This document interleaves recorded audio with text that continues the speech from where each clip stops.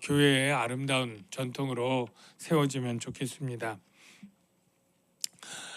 여러분은 여러분을 소개할 때 보통 이제 자신을 정체성, 아이덴티티라고 하나요? 뭐라고 주로 소개를 합니까? 여러분들이 소개할 때 가만히 보면 제가 다른 사람들 할 때 볼 때 자기가 하고 있는 일 주로 이렇게 소개하는 것 같아요. 예를 들면 나는 어느 은행에서 일하는 누구예요? 또는 나는 삼성에서 삼성전자에 지금 일하고 있어요. 공무원이에요. 이렇게 직장 또 자기 하는 직임 이런 것들로 자기를 나타내는 경우가 많은 것 같아요. 삼성전자에 사람이 몇 명이나 있는지 여러분 아시나요? 네, 거기 근무하는 사람이 한 12만 4천이래요. 현대자동차의 조사해 보니까 7만 2천. 네. 남양주시 인구가 몇 명인지 알아요? 누구냐고 할 때 저 남양주 시민입니다. 이렇게 소개하는 사람 없겠죠. 저는 한국 사람이에요. 이렇게 외국 가면 할 텐데 한국이 한 5천만 명 되잖아요. 남양주시는 80만이 조금 안 돼요. 꽤 큽니다. 우리가 100만 넘으면 큰 대도시로 치는데 그렇게 가고 있죠. 제가 왜 얘기를 하냐면 오늘 본문에 여러분들을 규정하는 숫자가 있어요. 바로 14만 4천이에요. 오늘 본문에 시온산이 있어요. 시온산은 여러분 예루살렘에 성전이 있는 언덕이 시온산입니다. 그 시온산에 어린 양이 있고, 자 한번 자막을 볼까요? 어린 양이 시온산에 섰고 그와 함께 14만 4천이 서 있는데 그들의 이마에는 어린 양의 이름과 그 아버지의 이름을 쓴 것이 있더라.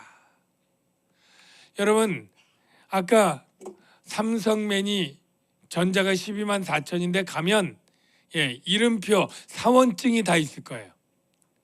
그리고 요즘에는 아주 비밀스러운 어떤 장소에는 이 사원증을 클릭하는 거 외에 영화에 보면 홍채 인식도 하고 지문으로도 들어가고 이렇게 출입하는 게 있잖아요. 오늘 14만 4천 명이 있는데 그 사람은 특징이 뭐냐면 성량함을 받은 사람들 이렇게 돼 있어요. 여러분 성량이라고 하는 말이 예수 안 믿는 사람들은 구속이란 말도 어려운데 성량이란 말은 더 어려워. 써보지도 않은 말이에요. 성량이라고 하는 말은 문자를 풀면 되사오다 그런 뜻이에요. 되사오다. 우리가 무엇을 팔았는데 나중에 그것을 돈 주고 되사올 때 쓰는 단어예요. 경제 매매에서 쓰는 거죠. 우리 아들을 내가 빚을 너무 많이 져서 하여간 채무가 너무 많은데 갚을 수가 없어서 아들, 딸을 노예로 팔았어요. 네. 그리고 나중에 거의 불가능하지만 누군가 돈을 줘서 내가 그 돈을 가지고 아들 찾아가서 그 아들이 예를 들어서 전에 5천만 원 빚져서 팔았는데 지금 물가가 올라서 8천만 원이다.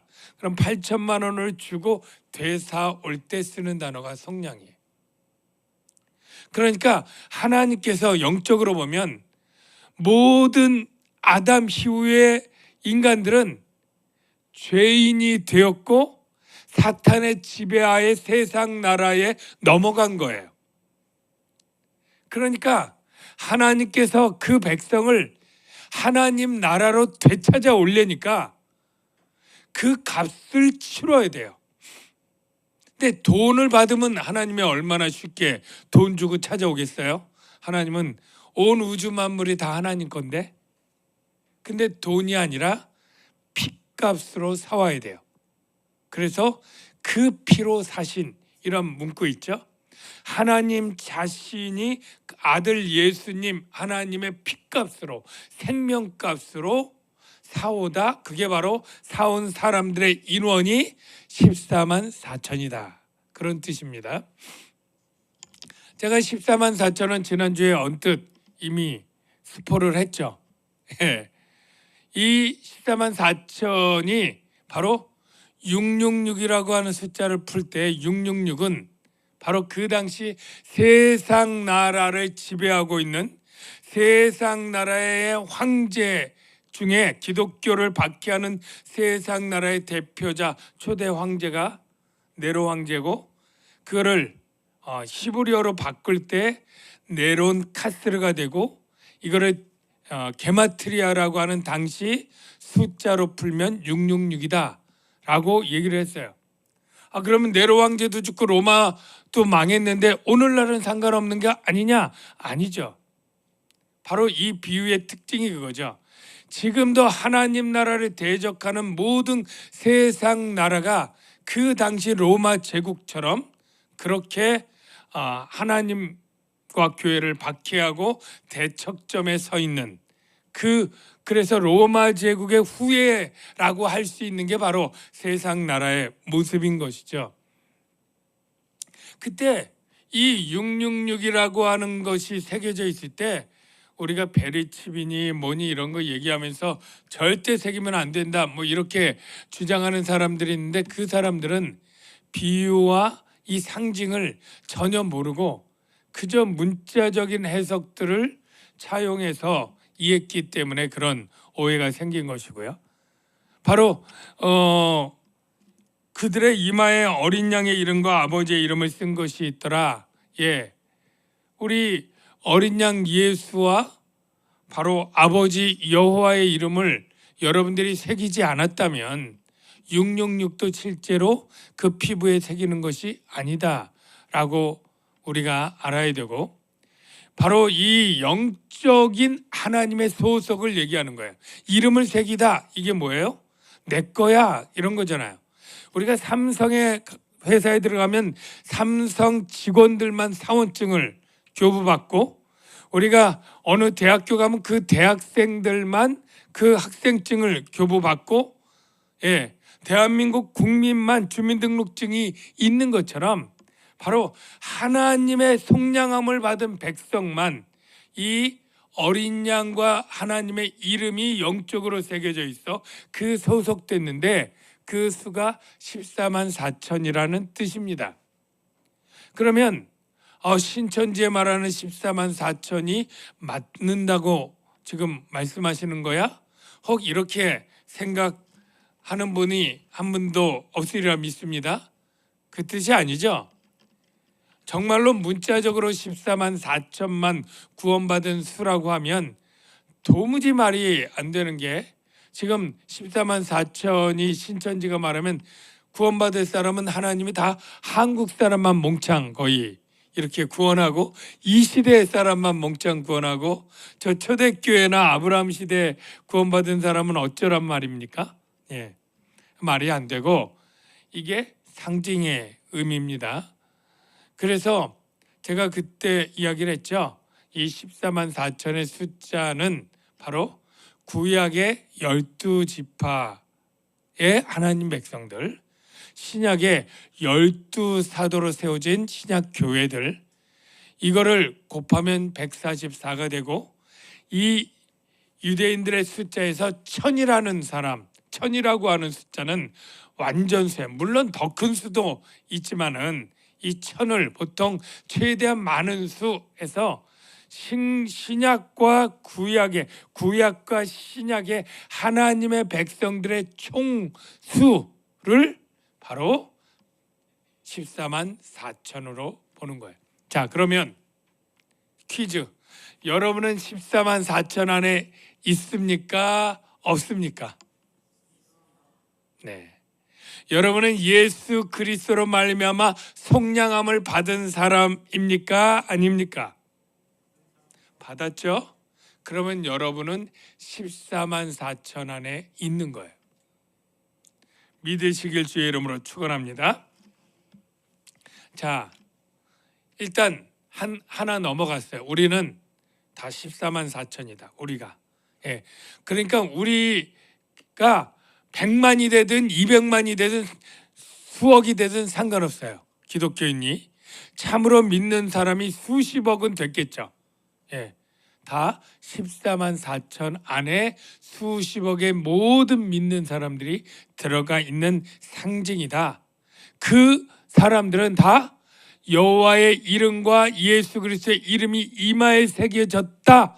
이 말은 실제 이마가 아니라 하나님의 것이라고, 내가 너를 지명하여 불렀나니 너는 내 것이라.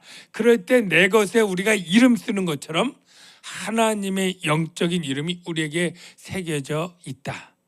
여러분 믿으시기 바랍니다.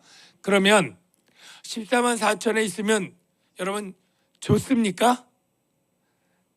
네, 너무 당연한 질문을 하니까 뭐라고 근데 좋습니까? 싫습니까? 좋잖아요. 근데 뭐가 왜 좋은지, 내가 14만 4천 안에 있대, 나는 성령 받았대, 뭐가 좋은지 그거를 알아야 되는데, 이 14만 4천 하나님의 백성들은 하늘에 사는 자들로 표현되어 있어요. 땅에 거하는 자들이 아닌데, 이 하늘에 사는 자들의 특징은 뭐냐면 하나님의 장막이 함께 있어요. 우리 CCM 그룹 중에 다윗의 장막 그런 거 있잖아요. 실제 정말로 좋은 장막은 하나님의 장막이에요. 여러분 지난번에 읽었던 말씀 중에 짐승이 입을 벌려 하나님을 향하여 비방하되, 요거는 중요한 게 아니고 그의 밑에 그의 이름과 그의 장막, 곧 이 이퀄이란 뜻이죠. 그의 장막, 하늘에 사는 자들을 비방하더라. 제가 여러분에게 이 인용구의 중심은 하나님의 장막은 하늘에 사는 자들과 함께 있어요. 구약 시대에 하나님이 구원한 백성들과 하나님의 장막이, 성막이라고 표현했지만 같이 있어요. 그런데 하나님의 장막이 같이 있으면 뭐가 좋은가 제가 물었죠. 자, 계시록 7장 15절에 뭐가 좋은지를 알 수 있는 말씀이 있는데, 그들이 하나님을 섬김에 보좌에 앉으시니가 그들 위에 장막을 치시리니 그들이 다시는 줄이지 아니하며. 왜요? 하나님이 장막 치고 있는 그 백성들은 줄이지 않고, 만나로 먹이시죠. 목마르지 않고 바위의 샘이 터지게 하시죠. 해나 아무 뜨거운 기운에 상하지도 아니하리니 구름 기둥 불 기둥으로 보호하시죠. 이는 보좌에 계신 어린 양이 그들의 목자가 되사 생명수 샘으로 인도하시고 하나님께서 그들의 모든 눈물을 씻어주실 것임이라. 네, 이거는 이스라엘 백성을 출애굽해서 광야에서 먹이시고 입히시고 발이 부릅지 않게 하시고 옷이 해지지 않게 하시고 신발이 닳지 않게 하시고 그들을 구원했던 것은 하나의 예표고, 실제는 모든 시대의 모든 백성들을 하나님이 목자처럼 인도하셔서 어디로요? 하나님의 나라, 영광의 나라로, 다 구원의 나라로 인도해 가신다라고 하는 그러한 뜻을 담고 있어요. 하나님께서 장막 치면서 돌보시는 그분의 백성들은 그의 삶이 그들의 것이 아니라 하나님의 것이 되고 하나님이 그 모든 사람을 책임져 주신다. 그런 뜻으로 여러분이 이해하시면 됩니다. 맨 마지막에 말씀 요한복음 1장 14절, 말씀이 육신이 되어 우리 가운데 거하심에, 이 말이 원어로 보면 스케노, 장막치다, 그 뜻이에요. 예수님이 이 땅에 왜 오셨어요? 우리와 함께 장막치기 위해서 오셨다. 이스라엘 백성에게 구원하고 장막치신 하나님이 이제 참된 하나님으로 예수님이 육체로 오시는 게 우리와 함께 장막치시고, 이제 마지막 때는 영원히 하나님이 완전한 장막이 되시는 것처럼 오히려 성전이 쓸데없고 하나님이 실제로 같이 거하시면서 먹이시고 입히시고 해나 뜨거운 기운에 상하지 않게 하시고, 그렇게 영원한 생명으로 인도해 주신다 하는 것이 바로 오늘 사도 요한이 목도한 그러한 환상의 의미가 되겠습니다. 사랑하는 성도 여러분, 여러분이 다 14만 4천이라는 것 배웠죠? 그 다음에 알게 된 게 뭐냐면 14만 4천을 하나님이 장막 치고 함께 거하시면서 여러분을 돌보시는데 목자가 그 양을 인도하는 것처럼 먹이시고 입히시고 푸른 초장으로 인도하시고 쉴만한 물가로 마시게 하시고, 그리고 우리를 반드시 실패하지 않고 하나님의 영광의 나라로 다 인도하시고 저와 여러분 그 삶을 반드시 살게 될 것을 여러분 확신하시기를 주의 이름으로 축원합니다. 우리의 삶의 모습들은 다를 거예요. 경제적인 삶의 수준도 다를 것이고 건강도 다를 것이고 생명의 수완도 다를 거예요. 100세까지 사는 분이 있고 90세 사는 분이 있고 80세, 70세 다를지 몰라요. 그러나 궁극적으로 하나님 나라에서 우리 만나게 될 것이고 그 영광을 소유하게 된다는 점에서는 하나님이 실패하지 않는 이상 우리는 반드시 다 그 나라에서 뵙게 될 줄로 믿습니다. 이제 2절에 보니까 무슨 소리를 들었어요, 요한이. 무슨 소리일까요? 내가 하늘에서 나는 소리를 들으니 많은 물소리와도 같고, 우리 그 무슨 복음성가 책 이름에 많은 물소리 있었잖아요. 바로 이 여기서 나온 단어예요. 많은 물소리 같고 큰 우레소리와도 같은데, 큰 천둥소리 같으니까 굉장히 사운드가 크죠. 많은 물소리는 여러분 홍수가 나서 막 계곡에 물이 막 내려올 때 어떻게 보면 굉장히 크잖아요. 소리가 막. 그런 물소리, 천둥 같은 베이스의 어떤 큰 소리, 또 검고 타는 자들의 그 아름다운 선율의 소리, 하여간 굉장히 다양한 소리를 들었어요.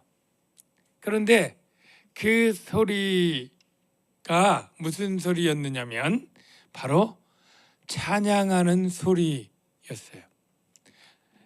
그 다음 구절 볼게요. 그들이 보좌 앞과 네 생물과 장로들, 이게 하나님의 보좌 앞에 네 생물과 12장로들이 있잖아요. 24장로가 장로들 앞에서 뭘 불러요? 새 노래를 부르니.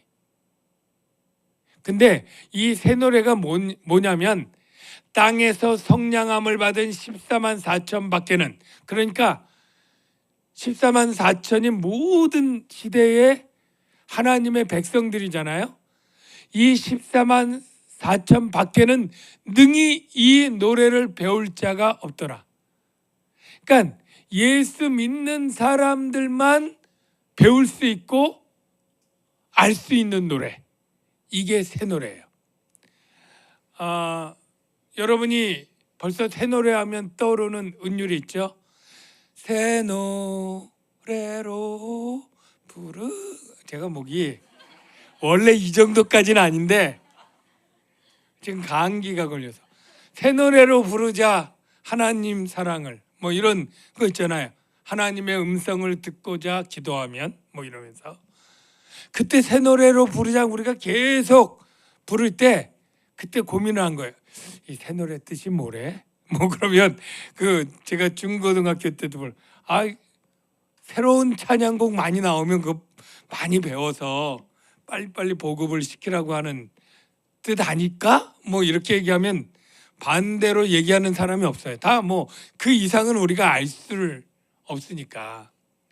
여러분 새 노래가 뭘까요? 그거 뉴송은 아니겠죠. 뉴송.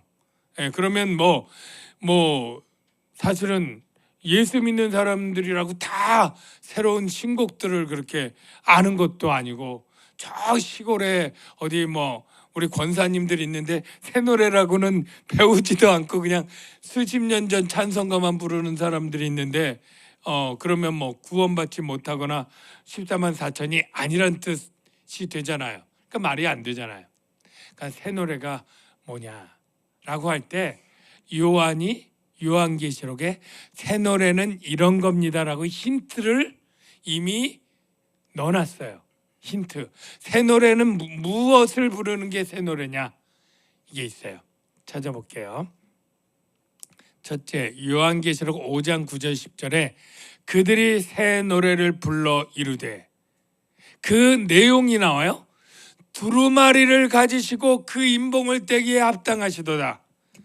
자, 이게 새 노래의 특징이 있는데, 여러분 요한계시록 앞에 인봉을 떼는 사람이 없어서 막 울어요. 근데 나중에 일찍 죽임을 당한 어린 양이 등장하면서 그 인봉을 떼요.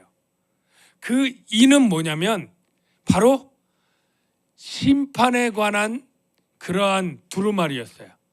그래서 박해를 당하고 어려움을 당했던 그러한 박해받는 순교자와 기독교인들이 언제까지 우리의 원한을 풀어주지 않기를 이렇게 지체하십니까? 라고 하나님께 기도하는데, 그 심판, 바로 우리를 박해했던 세상 나라와 원수들을 심판할 그러한 심판자가 없는 거예요. 대신 이런 상황인 거야. 내가 막 깡패들에게 막 돈 뜯기고 막 매맞고 이렇게 하는데 경찰 언제 오는 거야? 112 내가 신고하는데 언제 와? 막 하는데 다 바쁘다고 안 오는 거예요. 경찰이나 형사랑.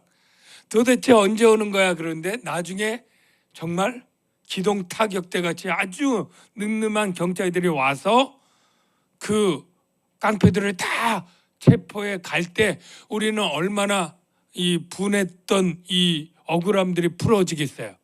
그런 거예요. 바로 새 노래는 뭐냐면 예수님이 우리를 박해하던 그 악당들을 심판주로 오신다. 두루마리를 가지고 인봉을 떼기에 합당하다. 누가? 예수님이. 그래서 어린 양 대신 예수님이 모든 악과 모든 사단을 심판하는 심판주로 오십니다 라고 하는 내용의 찬양이 담길 때 그게 새 노래인 거예요. 두 번째,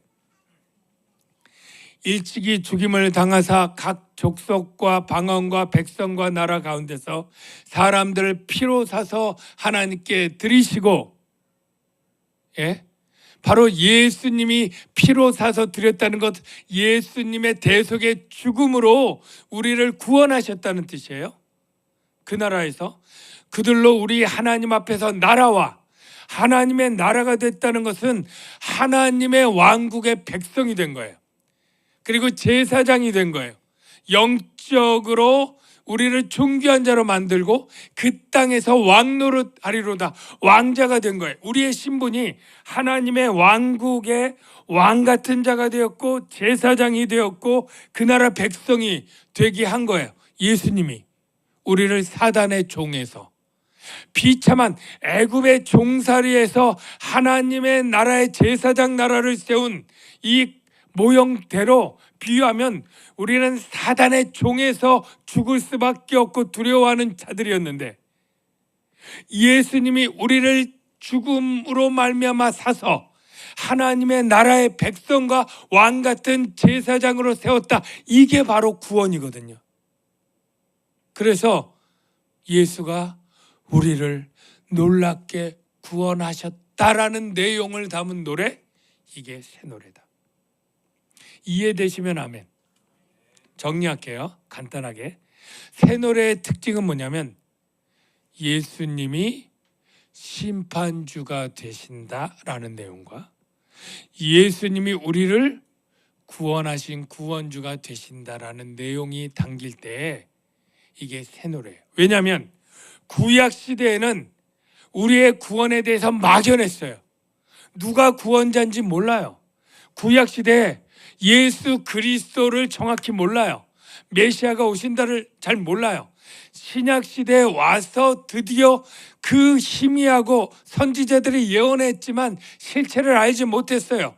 거울과 같았을 뿐이에요. 그런데 실제 예수님이 어린 양으로 와서 우리를 십자가에 죽고 부활하심으로 죄의 문제를 해결하시고 우리를 하나님의 나라의 백성으로 성전 삼아 인도하시는 이것들을 깨달은 신약 시대의 성도들이 깨닫고 예수가 주와 그리스도가 되시고 심판주와 구원주가 되셨다고 노래하는 노래, 이게 새 노래고 모든 그리스도인들만이 부를 수 있는 노래. 여러분이 부르는 찬양들이 다 새 노래에 해당되는 줄로 믿습니다. 70년대 곡이라도 상관없어요. 네. 예수가 우리의 구원주고 심판주라고 부를 때. 그런데 중요한 건 뭐겠어요? 가사가 아니라 우리의 신앙 고백이 돼야 되겠죠. 그래서 진심으로 그렇게 믿으면서 감사 찬양을 할 때 그게 새 노래가 되고, 아무리 그런 가사를 부른다 할지라도 그냥 마음에 담기지 않고 실제 믿지 않고 부른다면 그는 새 노래를 부르지 못하는 것이 되겠죠. 이제 4절 볼게요. 이 사람들은 여자와 더불어 14만 4천, 저와 여러분들 여자와 더불어 더럽히지 아니하고, 남자만 있나요? 14만 4천에 여러분, 여기 여자는 여성이 아니고 세상을 상징합니다. 세상. 요한계시록에 음녀 나오잖아요. 음녀. 그럼 남자만 죄 짓는다는 뜻이 아니라 다 세상은 바로 하나님을 남편으로 볼 때 바로 세상과 사귀고 세상과 벗할 때는 바로 영적 간음이라고 표현을 하죠. 그래서 하나님 없는 세상에 빠져서 하나님 없이 세상에 살아가는 삶, 이게 여자와 더불어 더럽힌 삶이죠. 이렇지 않고 14만 4천은 순결하기 때문에 어떤 특징이 있느냐면 어린 양이 어디로 인도하든지 따라가는 자며, 세상의 문화와 가치를 따라가는 삶이냐 어린 양을 따라가는 삶이냐, 이게 정반대로 차이가 나는데 14만 4천은 어떤 사람이어야 되느냐? 어린 양을 따라가는 사람이에요. 그래서 사랑 가운데서 성량함을 받아, 아까 나오죠? 성량함을 받아. 전 세계 사람 중에 성량함을 받은 사람만 14만 4천이에요. 어린 양의 이름이 있어요. 하나님과 어린 양께 속한 자들이다. 이제 말씀을 맺겠습니다. 그 입에 거짓말이 없다, 이런 말씀이 있는데, 여기 거짓말이 없다라고 할 때 우리가 내가 거짓말 하기도 하는데, 이런 거짓말이 아니고, 삶의 거짓말이 아니고 바로 예수가 그리스도가 아니라고 부정하는 거죠. 당시 로마 가이사 황제가 참된 신이라고 하는 거짓말, 이런 거짓말을 염두에 두는 거예요. 무슨 말인지 알겠죠? 그냥 일상생활에 지각해놓고서 게을러서 지각해놓고 차가 늦게 와가지고, 이런 거짓말이 아니고 바로 누가 주냐, 황제냐 예수님이냐 할 때에 예수를 부인하는 거짓말, 이런 거짓말이 본문 상황의 거짓말이다라는 것 알고, 오늘 저와 여러분은 하나님께 성령함을 받은 14만 4천 명이고, 우리가 하나님께 속한 자로서 하나님의 구원을 새 노래로 부르는 자들이고, 삶에서 어떻게 살아야 되느냐? 세상과 벗하지 말고, 하나님 없는 세상과 벗하지 않고 오직 하나님을 전적으로 의뢰하고 순종함에 따라가는 그러한 삶을 살아야 될 줄로 믿습니다. 기도합니다. 하나님, 우리가 하나님의 자녀로서 어떻게 살아야 되는지 오늘 하나님만을 의지하고 하나님을 신뢰하며 살라고 가르쳐 줍니다. 우리의 인생 가운데 하나님이 없는 것 같고 나 혼자 살아가야 되는 힘든 때가 있지만 오늘 하나님을 더욱 의지하며 살아가는 그러한 믿음으로 우리가 더 회복되기를 기도합니다. 주님 도와